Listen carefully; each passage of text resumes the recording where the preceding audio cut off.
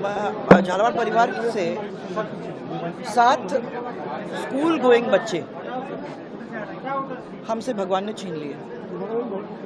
करीबन 27 बच्चे घायल हो गए हैं और जैसे ही हम लोगों को ये मालूम पड़ा, आघात तो लगा ही लगा हम दोनों को और हम तुरंत ही दिल्ली से निकल गए। आते आते ही मुझे 7-8 घंटे बाय कार, क्योंकि कोई प्लेन वेन कुछ भी था नहीं, तो हम लोग सीधे दिल्ली से ही आ रहे हैं। मैं समझती हूँ कि सबसे पहले तो शिक्षा विभाग जो प्रदेश का है वो सभी स्कूलों का सर्वे करवाएं।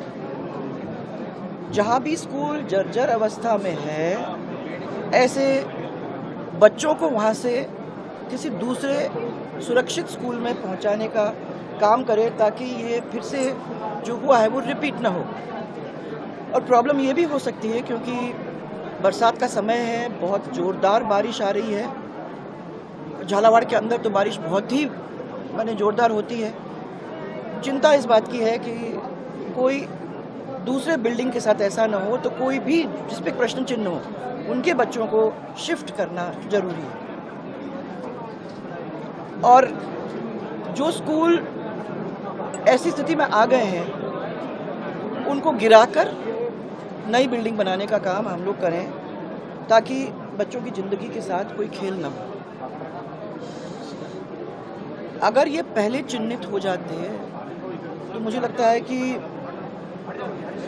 किसी सुरक्षित भवन में शिफ्ट हो जाते, भले ही नई न बनते पर अपन सुरक्षित उनको कर लेते, तो ये स्थिति में वो नहीं होते। अब ये जो भय का वातावरण है, उस भय के वातावरण को हम लोग शांत करना चाहते हैं और कुछ ठोस काम उसमें लाने की कोशिश करना चाहते हैं, ताकि ये चीज़ रिपीट ना हो। जो भी मांगे हैं हम लोगों के सामने अभी आई हैं, मैं कुछ देखूंगी, क्योंकि डायरेक्टली आ रही हूँ तो मेरे पास अभी ना किसी से बातचीत हो सकी है और ना मैं कुछ कागज़ों को देख पाई हूँ।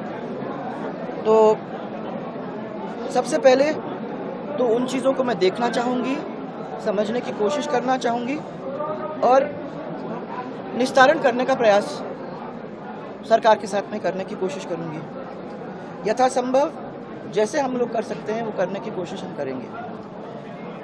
सबसे मेरी हाथ जोड़ के इतनी प्रार्थना है कि ये एक बहुत ही दुखद घटना हमारे झालावाड़ परिवार का हुआ है। झालावाड़ परिवार इसकी वजह से शोक में है।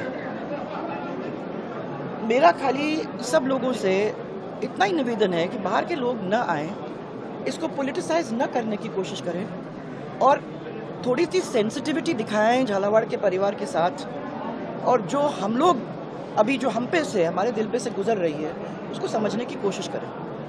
पॉलिटिक्स के लिए बहुत समय है और मैं दिवंगत आत्माओं के शांति और जो शोक में डूबे हुए परिवार हैं उनको दुख सहन करने की शक्ति ईश्वर प्रदान करे, ये हम दोनों की तरफ से भगवान से प्रार्थना है।